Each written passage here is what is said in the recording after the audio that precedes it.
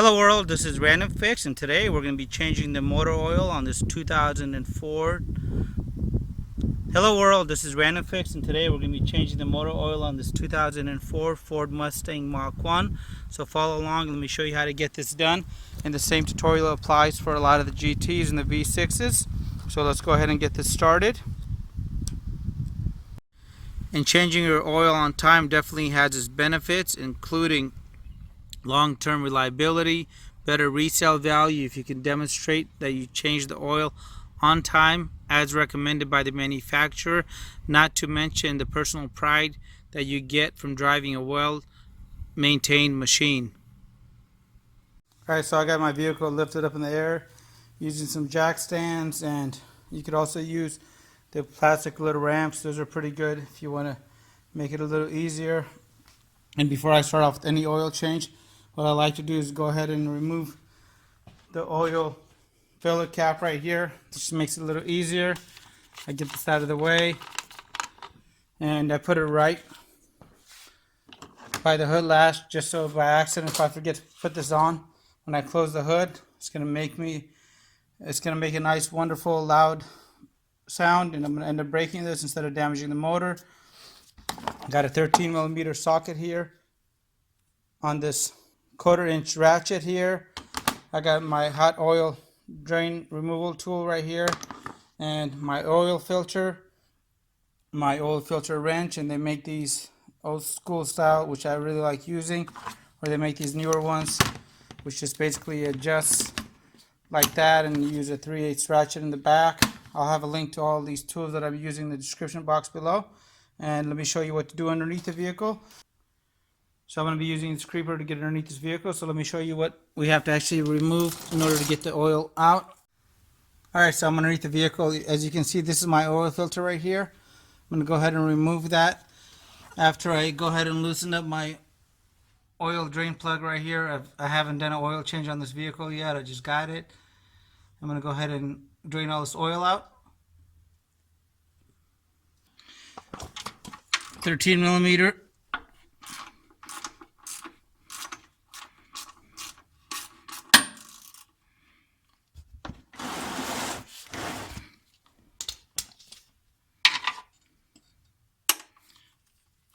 You want to make sure your oil is nice and hot. It'll make it a lot easier.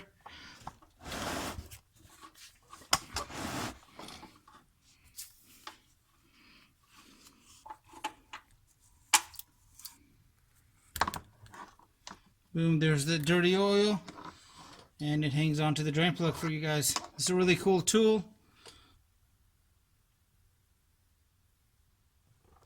And next we got the oil filter that we got to remove. So you want to use the oil filter wrench right here and try to grab the tip of it and spin counterclockwise, and be very gentle with this. Try not to squish down on it too much or it will crumble on you and you're gonna make a big old mess. Alright, now that it's somewhat loose, you can just do the rest by hand.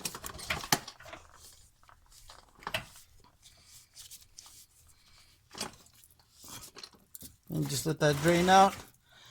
It is going to make a little bit of a mess, so be prepared to clean that up when you get done.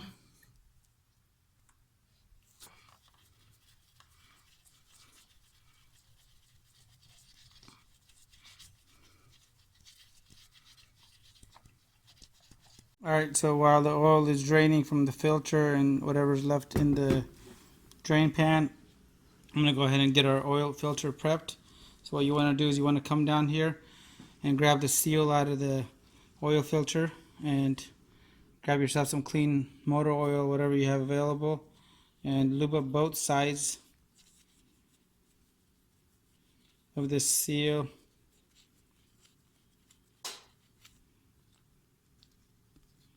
You want to make sure that's popped back in there. One other thing, you want to make sure that the old filter seal is removed with the old filter.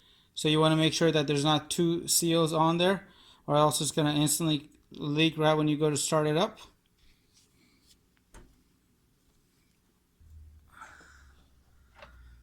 Alright, so I got my oil filter in hand. I'm going to go ahead and spin this in place.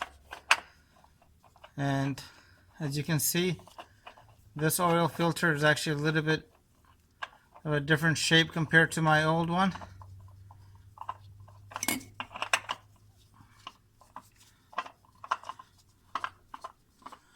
But that's not going to be a problem.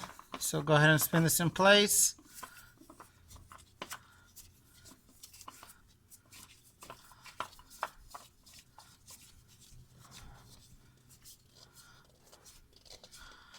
Right when the filter touches the oil filter backing right here, you want to make sure you hand tighten this. And I never use any tools. If you do, you may actually end up puncturing the casing here. But give this a nice good turn. I've never had a problem with it doing it this way. And make sure you got it nice and solid. So that's back on. I'm going to go ahead and put my oil drain plug back in. Alright, so everything's put back together. I went ahead and cleaned this area out best I could. And one thing with the oil drain plugs on these cars, you want to make sure you don't actually over torque these, because you'll cause a lot of damage. So that's why I like using these 1/4 inch ratchets. And go ahead and get a nice snug down here. You don't want to grab it from here, or you're really going to over torque it. So doing it from this area like this, always make sure you have a good seal, and it's going to be nice and dry. So last check, oil filter is on nice and tight. It's hand tightened down. I didn't use any tools. Area's cleaned up. And I got the oil drain plug back in. So this vehicle calls for 520 mobile oil in here, which is normally going to be synthetic. And I'm going to do something a little controversial. This vehicle does have 138,000 miles, and it is 14 years old. And probably hasn't had much easy driving in its lifetime. So I'm going to go ahead and upgrade the oil a little tiny bit to 530. I was almost thinking about going with the 540, but I'm just gonna go ahead and start it out like this. Just kind of work its way in, and I've done this many times on vehicles with over 100,000 miles, and I've seen a huge decrease in engine noise. So let me go ahead and put this in, but you're welcome to do whatever you want to do. You can go with the factory specified oil, which is the 520 on here, or in my case, since the vehicle is going to be 14 years old and it's going to be a high mileage vehicle, I'm going to go ahead and go with a little bit of different oil.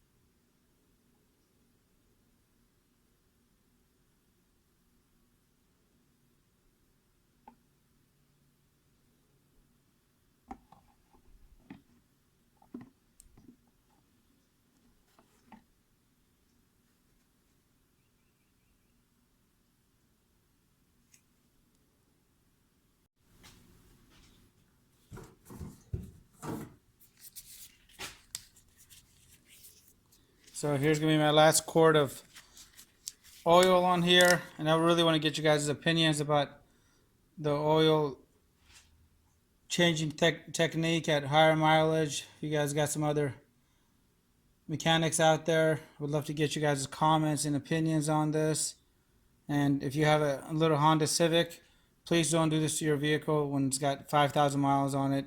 But at 138,000 miles and a big V8 like this, I'm going to go ahead and do this, and I've done this hundreds of times. But please leave your comments underneath. I would love to hear what you guys think.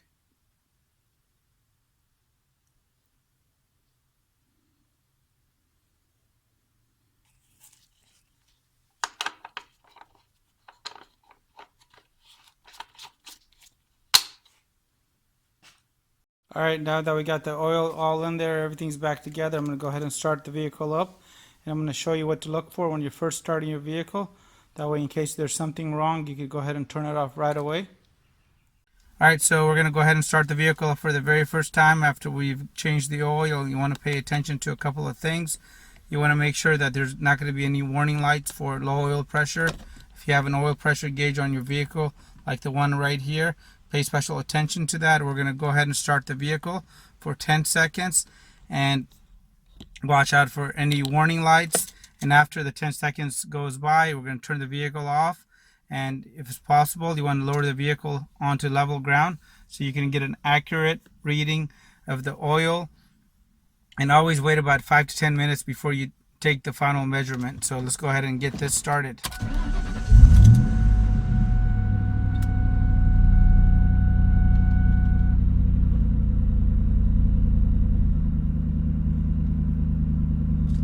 And after 10 seconds, I'm going to go ahead and turn this off.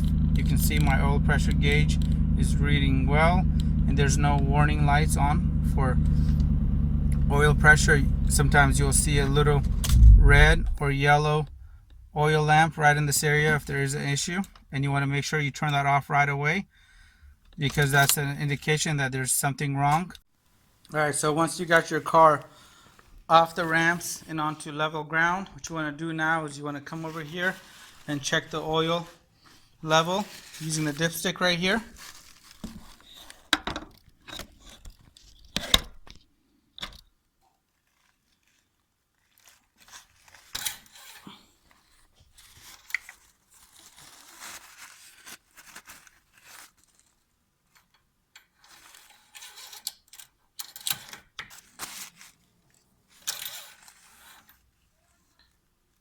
And as you can see, I'm actually a little low on this one. The oil reading is going to be right up till right in here, so I got to add a little bit more. But you always want to check this on a level surface after the vehicle has been sitting for a few minutes. That way you get an accurate oil reading. Go ahead and top it off to the correct level and you're good to go. But I really hope you enjoyed watching this video. If you liked it, give it a thumbs up. If it's the first time visiting the channel, please hit the subscribe button for more time and money saving videos like this about Ford Mustangs and a lot of different makes. So thanks again for watching and have a great day. If you guys have any comments, hit the subscribe button, and I really appreciate your continued support.